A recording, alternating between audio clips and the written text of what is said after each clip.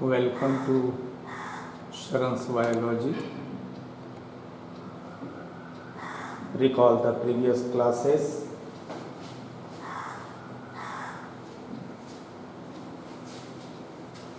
And this is third class of asexual reproduction. I was discussing asexual reproduction, fifth types, vegetative reproduction. Vegetative reproduction was divided into again two types, that was by natural method and by artificial method. Natural method को भी आपने divide किया था तीन भागों में। Asexual reproduction के जो फर्स्ट क्लास हुए थे उसमें आपने एक टेबल बनाया था, उसको आप रिमेंबर करें, रिकॉल करें। तो नेचुरल मेथड में पुनः तीन विधियां थी, that is by roots, by stems, ये दोनों हम लोग पढ़ चुके थे। अब आ जाए बाय लीव्स। कुछ प्लांट्स हैं जैसे आपने सुना होगा Bryophyllum,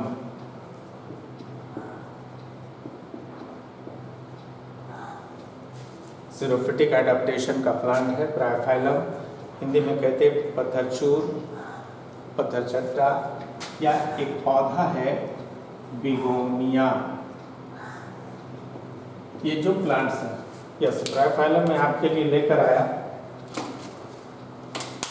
look this is bryophyllum, this is the leaf of bryophyllum. गौर कीजिए कि ये जो लीफ है इसके मार्जिन में इस प्रकार के बर्ड्स निकल आते हैं। ये अभी छोटी पत्ती काफ़ी ब्रॉड होती हैं, बड़ी होती हैं, और इसके मार्जिन्स में, इसके किनारों में इसी प्रकार के बहुत सारे बर्ड्स निकल आते हैं।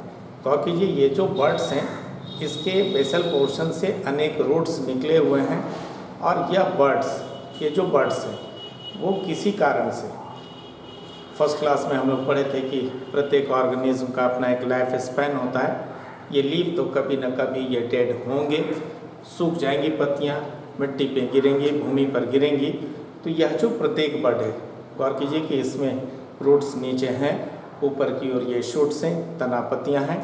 तो प्रत्येक बर्ड पुनः वृद्धि करता है, जिससे एक नए पौधे का निर्माण होता है। ये अंडर ह्यूमन प्रोजेक्शन नहीं हुआ, ये जो है स्वतः होता है। ये पत्ती से बर्ड गिर गया, ह्यूमन मैनेजमेंट के अंतर्गत नहीं हुआ। ये पत्ती सूखेंगी, गिरेंगी, तो प्रत्येक बर्ड पुनः वृद्धि करता है, जिससे एक नए पौधे का निर्माण हो जाता है। तो इस प्रकार से ये नेचुरल मेथड्स हुए। ये प्रोपेगेट नहीं कराएगा, किसी ने कराया नहीं, ये प्रकृति में स्वतः हुई। आपने डिवाइड किया था वेजिटेटिव रिप्रोडक्शन को दो पार्ट में। एक अब तक जो हम लोग पढ़ रहे थे natural method, and second one which was artificial method.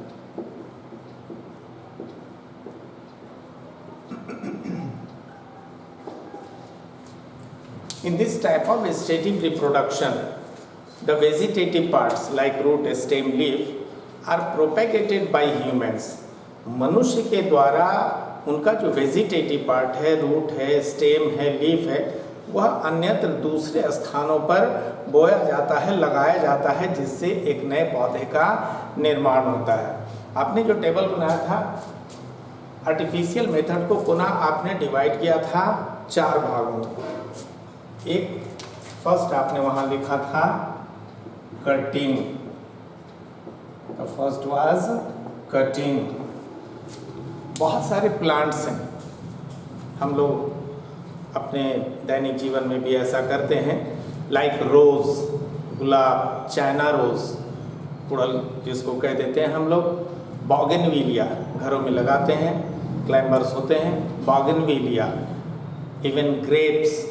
ये सारे जो प्लांट्स हैं उनका स्टेम कटिंग्स, हम लोग स्टेम को कट करते हैं और उसे अन्यत्र दूसरे स्थानों पर लगाते हैं, जिससे एक नए पौधे का निर्माण होता है। तो बहुत सारे प्लांट्स हैं जिसका कि स्टेम कटिंग्स हम लोग लगाते हैं, जैसा कि एग्जांपल आपने बताया क्या, रोज, चाइना रोज, बोगनविलिया,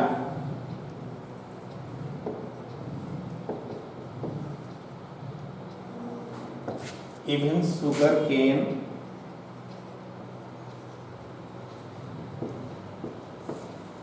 एक में भी स्टेम कटिंग्स ही लगाते हैं। तो ये जो प्लांट्स हैं इनके हम लोग स्टेम कटिंग्स को कट कर अन्यत्र दूसरे स्थानों पर लगाते हैं जिससे नए पौधे का निर्माण होता है। स्टेम कटिंग्स में रूटिंग्स के लिए हम लोग बहुत मेहनत करते हैं। रोज़ का, बोगनविलिया का स्टेम कटिंग बोते हैं, लगाते हैं, फिर भी जल्दी होता नहीं है। लेकिन गौर कीजिए कि नर्सरी वाले छोटे से पॉलीथीन रखते हैं, उसमें थोड़ी सी मिट्टी होती है और वो स्टेम कटिंग को डाल देते हैं। गौर कीजिएगा कुछ ही दिनों में उनसे रूट्स निकल आते हैं, लीव्स निकल आते हैं, फ्लावर्स निकल आते हैं। तो एक्चुअली वे करते क्या है, स्टेम कटिंग्स में रूटिंग्स के लिए, रूट के निर्माण के लिए एक हार्मोन है, that is indole butyric acid, short में हम लोग लिख देते हैं IBA। This is a type of auxin. 11 में हार्मोन्स पढ़ते हैं हम लोग। तो ऑक्सिन का ही एक टाइप है इंडोल ब्यूटेरिक एसिड। वे क्या करते हैं कि उसके सॉइल में इंडोल ब्यूटेरिक एसिड मिक्स कर देते हैं और ये हार्मोन जो है वो रूटिंग्स के लिए, वो स्टेम से रूट के निर्माण के लिए रिस्पॉन्सिबल होता है। तो इस प्रकार से बहुत सारे पौधे हैं जिसके स्टेम कटिंग से हम लोग प्रोपेगेट करते हैं। दूसरी विधि है ग्राफ्टिंग।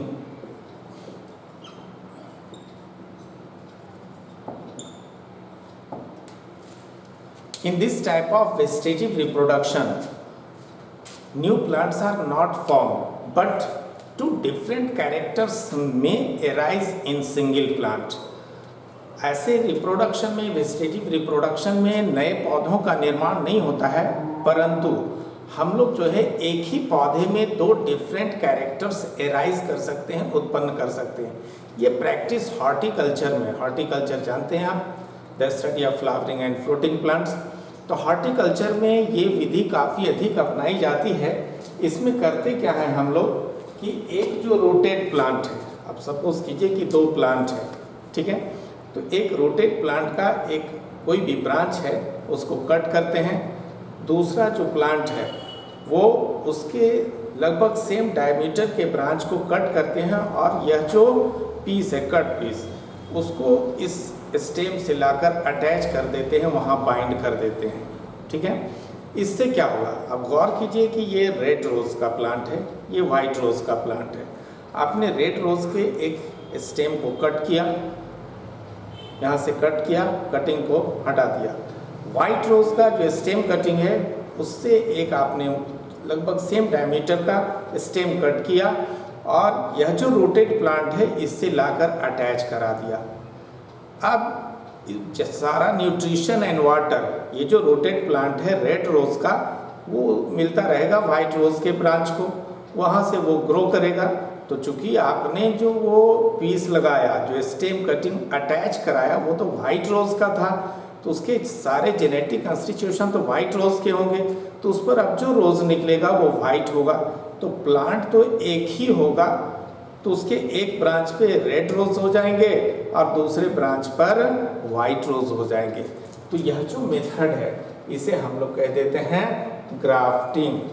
ग्राफ्टिंग में जो रोटेट प्लांट है, आपने कहा कि एक रोटेट प्लांट होगा, तो ग्राफ्टिंग में जो रोटेट प्लांट होता है उसको हम लोग कह देते हैं स्टॉक। हमेशा याद रखिए कि ग्राफ्टिंग में जो रोटेट प्लांट होगा जिससे अटैच कराएंगे उस रोटेट प्लांट को हम लोग कह देते हैं स्टॉक। जबकि दूसरा जो स्टेम कटिंग आपने इसमें रोटेट प्लांट में लाकर अटैच कराया, तो यह जो स्टेम कटिंग को आपने जो अटैच कराया इसे हम लोग कह देते हैं सायॉन, उसे हम लोग कह देते हैं सायॉन।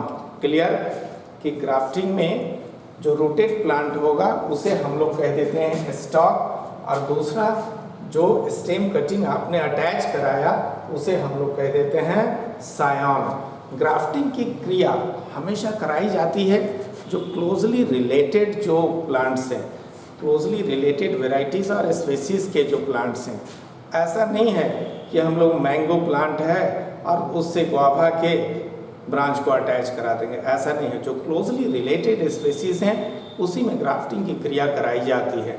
ग्राफ्टिंग की क्रिया हम लोग करते हैं लाइक रोज़ में, आपने कहीं नर्सरी में देखा भी होगा कि एक ही रोज़ प्लांट है और उसके डिफरेंट ब्रांचेस पर भिन्न भिन्न कलर के वो रोज़ होते हैं, क्लियर।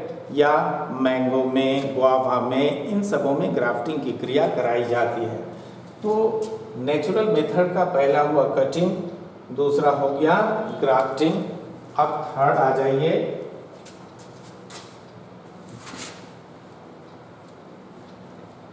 रिकॉल कीजिए।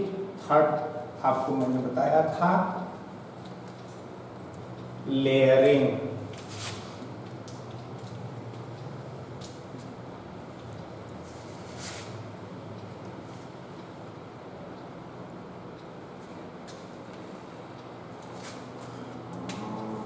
नेचुरल मेथड का थर्ड था layering.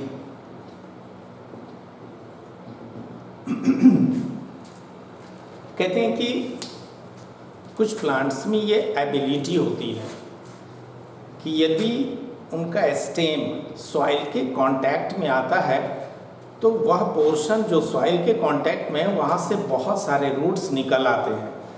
This ability of plants is called layering, clear.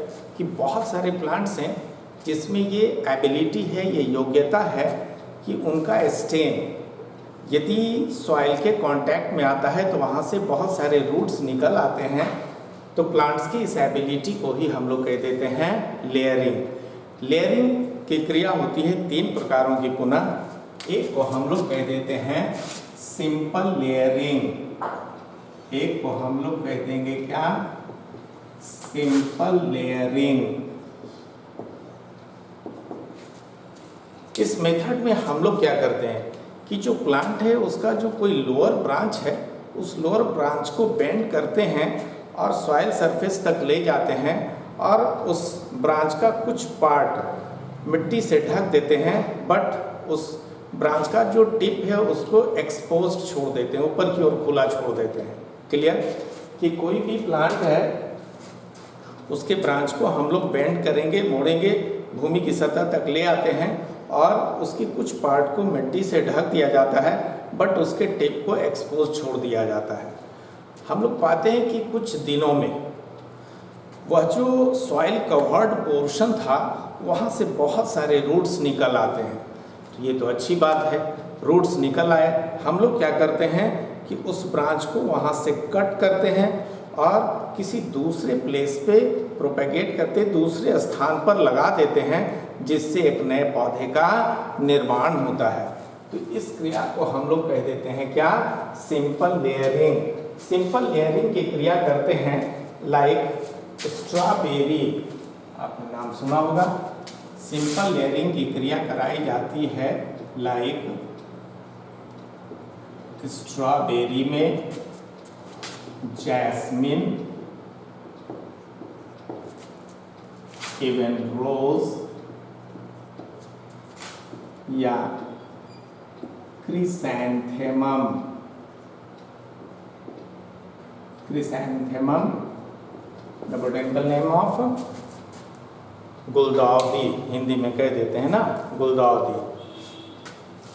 तो ये जो सिंपल लेयरिंग की क्रिया है वो इन प्लांट्स में किए जाते हैं।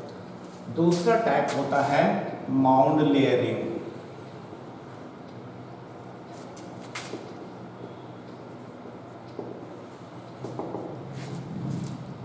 In this type of layering, the plant is pruned near to the ground level.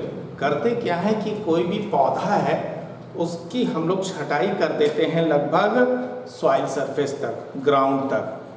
कोई भी ऐसे भी देखते हो कोई ट्री कटता है तो अगर ग्राउंड लेवल तक काट दिया तो आप ऑब्जर्व कीजिएगा कि कुछ दिनों पश्चात उससे बहुत सारे नए नए शूट्स निकल आते हैं। शूट मैंने बताया था the aerial portion of the plant, भूमि की सतह से जो भी ऊपर पौधे का भाग है उस सबको मिलाकर हम लोग कह देते हैं शूट। उसमें मुख्यतः शामिल होगा स्टेम एंड लीव्स। तो वह जो कट पोर्शन है, आप गौर कीजिएगा कि वहाँ से बहुत सारे नए शूट्स निकल आते हैं। जब उस शूट में कुछ वृद्धि हो जाती है, वो शूट जो है वो कुछ उसकी लंबाई बढ़ गई, तब क्या किया जाता है कि उसके बेस को सॉइल से ढक देते हैं, मिट्टी से ढक देते हैं। कुछ दिनों पश्चात हम पाते हैं कि वह जो नए शूट्स थे, जो सॉइल से ढका गया पोर्शन, उससे बहुत सारे एडवेंटिशियस रूट्स निकल आते हैं, बहुत सारे जड़ें निकल आती हैं। अब प्रत्येक शूट को वहाँ से कट करते हैं और अन्यत्र दूसरे स्थानों पर लगा देते हैं, जिससे नए पौधों का निर्माण हुआ। तो ये हुआ अंडर ह्यूमन मैनेजमेंट, मनुष्य के द्वारा। यहाँ भी जो स्टेम कटिंग आपने लगाया, जो सिंपल लेयरिंग भी किया, वो ह्यूमन्स द्वारा ही हुआ। जैसा कि ये माउंड लेयरिंग की क्रिया कराई जाती है, लाइक एप्पल में, सेब में जो प्रोपेगेट कराया जाता है वो माउंड लेयरिंग द्वारा ही कराया जाता है। या फिर आप नाम जानते होंगे गूसबेरी, इन सबों में माउंड लेयरिंग की क्रिया कराई जाती है। तो लेयरिंग मैंने कहा कि 3 types. The first is simple layering, second one mound layering, and the third is air layering. तीसरे को हम लोग कह देते हैं एयर लेयरिंग। कहते हैं कि यह विधि वैसे प्लांट्स में अडॉप्ट किया जाता है, वैसे पौधों में अपनाई जाती है जिसका कि स्टेम काफ़ी हार्ड होता है एंड थिक होता है। उसे हम आसानी से बेंड नहीं कर सकते, वो फ्लेक्सिबल नहीं है। अब जैसे मान ले मैंगो ट्री है, अब उसके ब्रांच को तो मोड़कर भूमि तक नहीं लाया जा सकता है। गुआवा है, अमरूद है, लेमन है। तो ये जो प्लांट्स हैं जिसका कि स्टेम हार्ड एंड थिक है, जिसको आसानी से नहीं मोड़ा जा सकता है, उसमें हम लोग ये विधि अपनाते हैं, that is air layering. Air layering में करते क्या है कि कोई भी प्लांट है तो उसका एक ब्रांच, ज़्यादा थिक ब्रांच नहीं लेंगे, मैक्सिमम इस डायमीटर का ब्रांच लेंगे कि उसको आसानी से हम लोग कट करके लगा दें दूसरे स्थानों पर। तो उस ब्रांच में करते क्या है कि थोड़ी दूर तक बार्क को रिमूव कर देते हैं। कोई भी ब्रांच है उसमें थोड़ी दूर तक उसके बार्क को हम लोग चारों ओर रिमूव कर देंगे, and the process is called girdling. इस क्रिया को हम लोग कह देते हैं क्या, गर्डलिंग। क्लियर? कि किसी भी ब्रांच से चारों ओर थोड़ी दूर तक बार्क को हटा देते हैं, उसके छाल को हटा देते हैं, और इस प्रोसेस को हम लोग कह देते हैं गर्डलिंग। अब क्या करते हैं कि वह जो गर्डल्ड पोर्शन है जहाँ से बार्क को आपने हटाया, उसमें क्या करते हैं कि उस पर कॉटन ढक देते हैं, मिट्टी कवर कर देते हैं, और क्लॉथ से उसको रैप कर देते हैं, लपेट देते हैं कपड़े से, और वहाँ नमी बनाई रखी जाती है। तो यह जो बैंड बना, इसको कहा जाता है गुट्टी। इसको कह देते हैं हम लोग गुट्टी। करते जनरली क्या है कि वहाँ एक वो रस्सी चारों रैप कर देते हैं, और कोई ऊपर का ब्रांच है उस पर कोई वो घड़ा या कोई बर्तन लगा देते, उसमें छिद्र करके, और वो रस्सी उसमें डाल देते। धीरे धीरे वो पानी आता जाता है और उसको हमेशा नमी बनाए रखता है। चूँकि लंबे वृक्ष हैं तो बार बार उस पर कौन जाएगा, इसलिए वह जो है वो गर्डल पोर्शन उसके चारों ओर कॉटन सॉइल से ढक दिया जाता है और क्लॉथ से रैप कर दिया जाता है, क्लॉथ से उसको लपेट दिया जाता है। कुछ दिनों पश्चात आप पाएंगे कि वह जो गुट्टी मैंने कहा उसे, उस बैंड को, तो वह जो कवर्ड पोर्शन था वहाँ से बहुत सारे रूट्स निकल आते हैं। उस ब्रांच को वहाँ से कट किया जाता है और किसी दूसरे स्थान पर लगा दिया जाता है, जिससे एक नए पौधे का निर्माण होता है। यह विधि अपनाई जाती है लाइक मैंगो, लीची,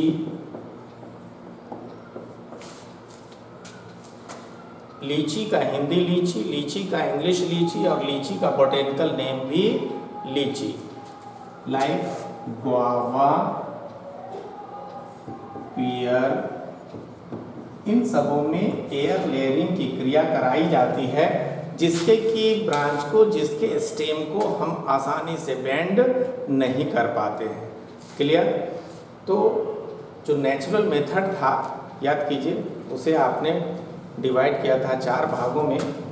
पहला आपने कहा क्या? कटिंग, दूसरा हो गया grafting, and the third one is layering. अब फोर्थ आ जाइए,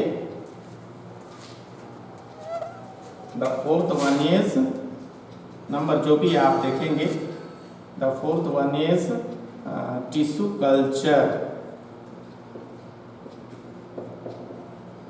शायद रोमन ही नंबर था, खैर tissue culture.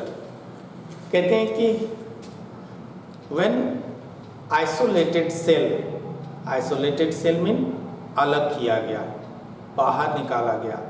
When isolated cell और tissue grow to form entire plant और any organ, the method is called tissue culture. इस विधि को ही हम लोग कह देते हैं क्या? Tissue culture. And the tissue culture was first observed bye Haberlandt. Tissue culture शब्द की व्याख्या सबसे पहले किया था हैबरलैंड नामक वैज्ञानिक ने। टिश्यू कल्चर में आपने कहा कि कोई प्लांट है, अब उसका स्टेम का छोटा सा आप टिश्यू निकाल लें या एक सेल ही निकाल लें। टिश्यू कल्चर आगे हम लोग डिटेल से पढ़ेंगे बायोटेक्नोलॉजी में। तो उसको कुछ आर्टिफिशियल कंडीशन प्रोवाइड कराया जाता है और वो ग्रेजुअली ग्रो करता है, वृद्धि करता है, जिससे एंटायर प्लांट का, संपूर्ण पौधे का निर्माण हो जाता है। तो टिश्यू कल्चर में प्लांट के जिस पार्ट का यूज़ कर रहे हैं, सपोज कि आप स्टेम का टिश्यू निकाल कर यूज़ कर रहे हैं टिश्यू कल्चर में, तो उस पार्ट को हम लोग कह देते हैं एक्स प्लांट। उस पार्ट को हम लोग कह देंगे क्या? X plant. क्लियर? कि टिश्यू कल्चर में प्लांट के जिस पार्ट का उपयोग किया जाता है, लाइक रूट से आपने सेल निकाला, टिश्यू निकाला, तो उस पार्ट को हम लोग कह देते हैं क्या? X plant. सिर्फ प्लांट में ही ये एबिलिटी है कि उसका सिंगल सेल वो ग्रो करता है और एंटायर प्लांट का, संपूर्ण पौधे का निर्माण कर सकता है। इस एबिलिटी को हम लोग कह देते हैं totipotency. This ability is called totipotency. याद रखिएगा कि सिर्फ प्लांट्स में ही ये एबिलिटी है कि उसका कोई भी सिंगल सेल ग्रो करता है, जिससे कि संपूर्ण पौधे का निर्माण होता है, and this ability is called totipotency. कहते हैं कि यदि इस टिश्यू कल्चर द्वारा हजारों हजार पौधे का निर्माण कराया जाए, तो then the method is called micro propagation. यहां लिख रहे हैं कि यदि टिश्यू कल्चर द्वारा एक साथ हजारों प्लांट्स का निर्माण कराया जा सकता हो, नहीं अभी इतने अभी आपको स्टेम मिल गया, उसके छोटे छोटे पोर्शन कट करेंगे हजारों, और लेबोरेटरी के अंदर आप आर्टिफिशियल कंडीशन में ग्रो करा देंगे, हजारों प्लांट्स बन जाएंगे, तो उसे हम लोग कह देते हैं माइक्रो प्रोपेगेशन। क्लियर? एनिमल्स में ये टोटिपोटेंसी की गुण नहीं है। मैंने कहा सिर्फ प्लांट में, हमेशा याद रखिएगा। ऐसा नहीं कि एनिमल का हमारा कोई एक सेल आपने निकाला, एक टिश्यू थोड़ा सा निकाल लिया, ग्रो करा दिया, एक नया शरणसर बन जाएगा, ऐसा कभी संभव नहीं है। सिर्फ प्लांट में ही टोटिपोटेंसी की एबिलिटी होती है। दूसरी बात है, आपने कहा कि टिश्यू कल्चर द्वारा आपने कहा कि एक स्टेम है, इसका हजारों आपने पीस तैयार किया, लेबोरेटरी के अंदर ग्रो कराया, उससे बहुत सारे प्लांट्स बन गए, हजारों पौधे बन गए। इस मेथड को आपने कहा माइक्रो प्रोपेगेशन, तो हजारों प्लांट्स तो बन गए, तो गौर कीजिए वो तो एक ही प्लांट का सारा पीस था। इसका अर्थ है कि वो जो बहुत सारे पौधे मिले, बहुत सारे पौधे बने, उनका जेनेटिक कंस्टिट्यूशन, उनकी अनुवांशिक बनावट बिल्कुल सिमिलर होंगी, चूँकि आपने एक ही स्टेम के कटिंग्स को प्रोपेगेट कराया है। क्लियर? तो वो चूंकि जेनेटिकली आइडेंटिकल होता है तो इसे हम लोग कह देते हैं सोमा क्लोन्स। यहाँ लिख रहा हूँ मैं, इसे हम लोग कह देते हैं सोमा क्लोन्स। कि यदि टिश्यू कल्चर द्वारा आइडेंटिकल, जेनेटिकली आइडेंटिकल बहुत सारे प्लांट्स का निर्माण किया जाता हो तो उसे हम लोग कह देते हैं क्या? सोमा क्लोन्स। क्लियर? तो ये अब तक जो हुआ that was asexual reproduction. Recall lecture 1, आपने कहा था कि रिप्रोडक्शन की क्रिया होती है 2 मेथड्स द्वारा। एक एसेक्सुअल रिप्रोडक्शन, अब तक जो चला दैट वाज एसेक्सुअल रिप्रोडक्शन, और दूसरे को आपने कहा था सेक्सुअल रिप्रोडक्शन। तो देन सेक्सुअल रिप्रोडक्शन हम लोग नेक्स्ट क्लास में देखेंगे। तब तक आप इसे पूर्णतः अच्छी तरह पढ़ें। और हाँ, जो NCERT का टेक्स्ट है आप गौर कीजिएगा, लेक्चर 1, लेक्चर 2 जो रिप्रोडक्शन इन ऑर्गेनिज्म का है तो उसमें दिया हुआ है। इनबॉक्स में जाएंगे, एक लिंक है, तो NCERT बुक का जो भी पेज जिसकी यहाँ पर हम डिस्कशन कर रहे हैं, आपको पढ़ा रहे हैं, वो पेज भी वहाँ डाला गया है, तो आप उसको ज़रूर वॉच करें, ज़रूर देखें। क्लियर? तो अगली क्लास में हम लोग पढ़ेंगे सेक्सुअल रिप्रोडक्शन। Thank you.